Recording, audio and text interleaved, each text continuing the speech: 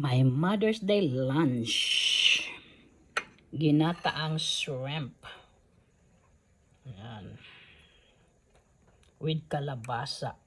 Sarap ng kalabasa, labo. Then, with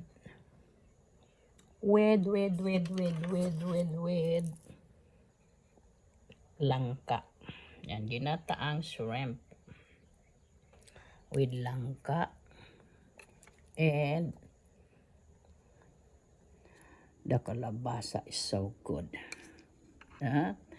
And the rice just cook. Init pa ang rice, jasmine rice. Kasi yung basmati rice, hindi yan, gusto ko ito.